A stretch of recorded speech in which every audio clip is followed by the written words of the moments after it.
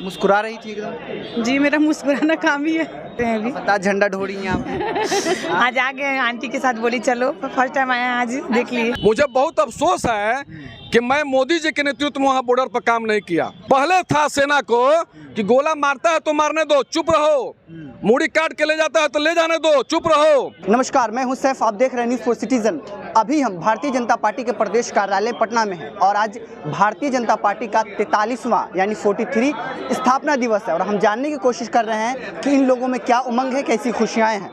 कैसी खुशियाँ हैं मैम? बहुत खुश हैं हम लोग किस चीज़ को लेकर के? स्थापना दिवस के लिए के और हनुमान जयंती के लेके बहुत खुश है। क्या मतलब क्या मिठाइयाँ मिली है? मिठाई तो अपने आप में स्थापना दिवस का मिठाई है, मिठाई भी मिली है हम लोग का। और ऐसे तो हम लोग बहुत खुश है, मुँह मीठा ऐसा ही हो रहा है। क्या नाम हुआ आपका? मेरा नाम रूपा कुमारी हुआ। मुस्कुरा रही थी एकदम। जी मेरा मुस्कुराना काम ही है। आपका मुस्कुराना काम ही है। भारतीय जनता पार्टी में क्या करती हैं आप? हम कार्यकर्ता हैं। कार्यकर्ता है, कौन से पद पे? किसी पद पर भी हैं क्या? जी पन्ना प्रमुख है। जी पन्ना प्रमुख। अच्छा। क्या लगता है कि भारतीय जनता पार्टी आने वाले वक्त में किस तरह का काम करेगी? बहुत बढ़िया काम शुरू से ही करते आ रही है और आगे भी करते रहेगी। आम जनता, जितनी भी जनता है, जनता की सेवा हमेशा से ही भारतीय जनता पार्टी करती आई है और आगे भी करती रहेगी। क्या नाम हुआ आपका मैडम? सीमा पांडे हुआ, बांकीपुर विधानसभा प्रभारी बेटी बचाओ बेटी पढ़ाओ की।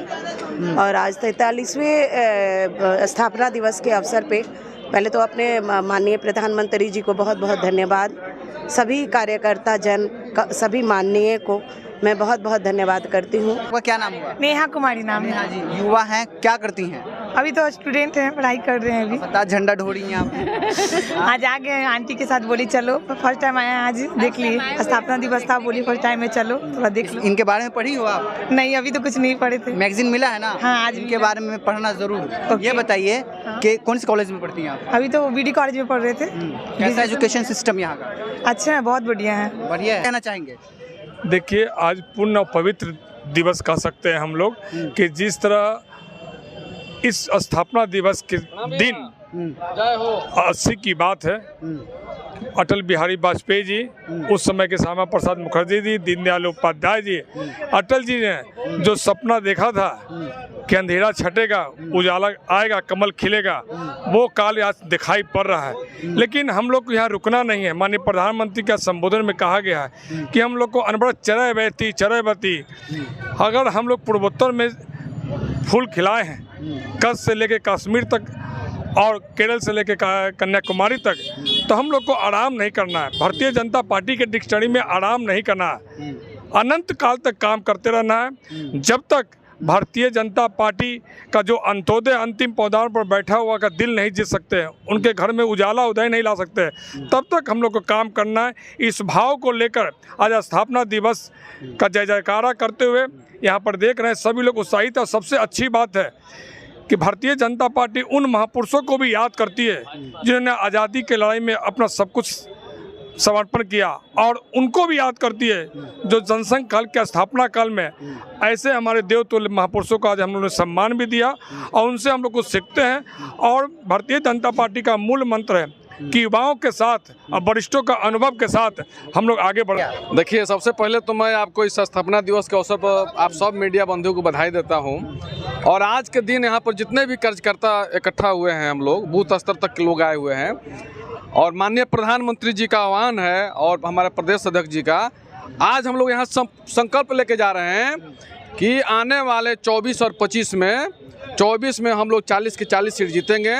क्योंकि बिहार की जनता को मालूम है, पूरे देश को इससे मालूम है, सिर्फ बिहार की जनता को भी मालूम है कि प्रधानमंत्री हमारे जो है नरेंद्र मोदी जी देश को आज विश्व गुरु बनाने जा रहे हैं। देश आज कहाँ पहुँचा है? हम लोग सेना से हैं, पूर्व सैनिक हैं। आज सैनिकों में उत्साह का लहर है, इसलिए लहर है कि वो जानते हैं कि देश एक सुरक्षित हाथों में है।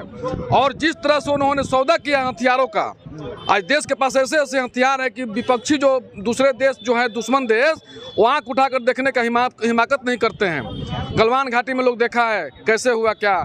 इसलिए हम लोग बताना चाहते हैं कि पूरे विश्व के साथ साथ हमारा देश जानता है प्रधानमंत्री श्री अटल हमारे नरेंद्र मोदी जी आज हिंदुस्तान को विश्व गुरु बनाने जा रहे हैं। और वही संकल्प है कि आने वाले 24 में हमारा बिहार भी बढ़ चढ़ के हिस्सा लेगा और 40 की 40 सीट देगा प्रधानमंत्री जी के झोली में। और 25 में हम लोग फुल बहुमत की सरकार यहाँ बिहार में बनाने जा रहे हैं, क्योंकि बिहार को एक बहुमत वाली सरकार चाहिए जो बिहार को विकास के रास्ते पर ले जाए।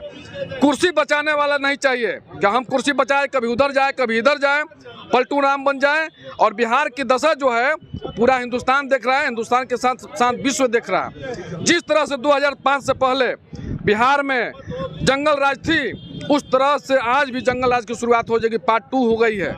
और नीतीश कुमार को कुछ दिखाई नहीं दे रहा है, कुर्सी के मोह में वो अंधे हो चुके हैं, डिस्ट्रास्ट बन गए हैं। और उसी के साथ जाके वो वहाँ पर सरकार चला रहे हैं, जिसके खिलाफ में वो चुनाव लड़कर जिसको क्या नहीं बोले हैं, और वो सत्ता में आए थे 2005 में।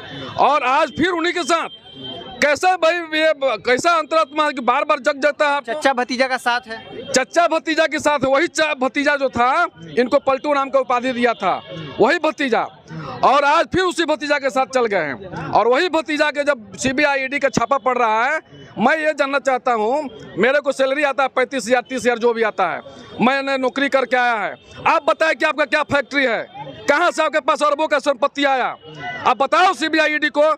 ये नहीं बताएगा, वो बताएगा कि हमको विपक्ष परेशान कर रहा है। क्या पर विपक्ष परेशान कर रहा है? विपक्ष नहीं परेशान कर रहा है, एजेंसी अपना काम कर रहा है। आने वाले समय में जिस तरह से यूपी में लोग जेल में गए हैं गलत करने वाले, उसी तरह से बिहार में भी लोग जेल में जाएंगे। क्या आप लोग भारत को हिंदू राष्ट्र बनाइएगा? देखिए, भारत जो है सर्वमान्य देश है, यहाँ पर सबका साथ सबका विकास लेकर हमारे मोदी जी चल रहे हैं। हिंदू राष्ट्र की कल्पना जो है, जो करते हैं वो करें, लेकिन हम लोगों का मानना है, पूर्व सैनिकों का मानना है कि सेना में जात पात नहीं चलता है, सेना में सभी जात हम लोग मिल के रहते हैं। तो इसलिए मैं चाहता हूं कि सभी लोग मिल के रहें और उन लोगों पर कड़ी कार्रवाई हो जो देश के बांटने की कोशिश करते हैं, वो चाहे किसी भी जात के लोग हों। मैं जात के नाम नहीं लूँगा, जो भी जात के लोग होंगे उनके ऊपर कड़ी कार्रवाई हो जो गलत करते हैं।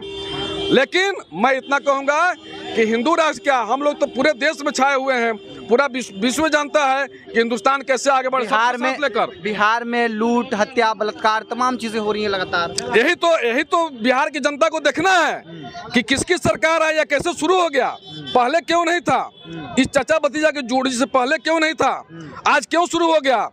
क्योंकि उनको लगता है जितने भी ये हैं गुंडागर्दी के लोग हैं, उनको संरक्षण प्रसार प्राप्त है आरजेडी का।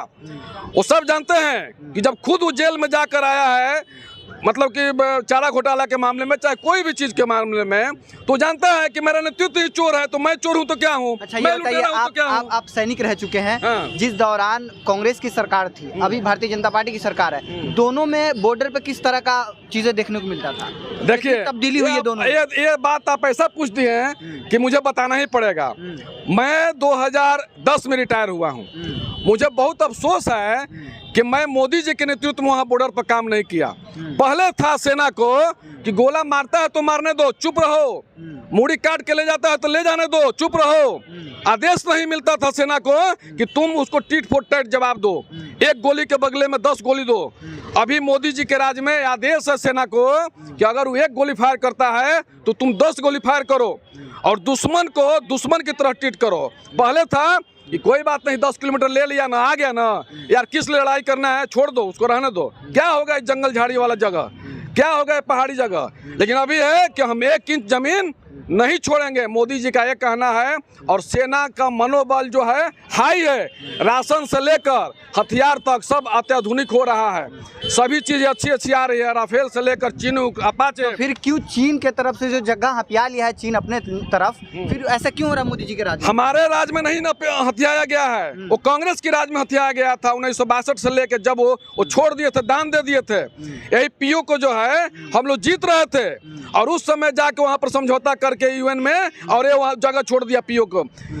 हारने वाला न जाता है समझौता करने के लिए, कि जीतने वाला जाता है। जब जीत रहे हैं हम तो फिर वो क्यों गया वहां पर समझौता करने के लिए। और वही कारण है कि आज पीओ को हमारे हाथ में नहीं है, वो पाकिस्तान के हाथ में है। और हमारा हम सभी लोगों को मालूम है, पूर्व सैनिकों को मालूम है, देश के जनता को मालूम है कि एक दिन वो पीओ का जो है वो हमारा होगा और तब हमारा जो है संपूर्ण राष्ट्र का सपना पूरा होगा। चलिए, ये थे हमारे साथ पूर्व सैनिक, इन्होंने क्या कुछ कहा है वीडियो के माध्यम से। देखिए, आपने अगर हमारे यूट्यूब चैनल को अब तक सब्सक्राइब नहीं किया तो प्लीज़ सब्सक्राइब करें। अगर फेसबुक पेज पर देख रहे हैं फॉलो जरूर करें। जब तक के लिए शुक्रिया, जय हिंद।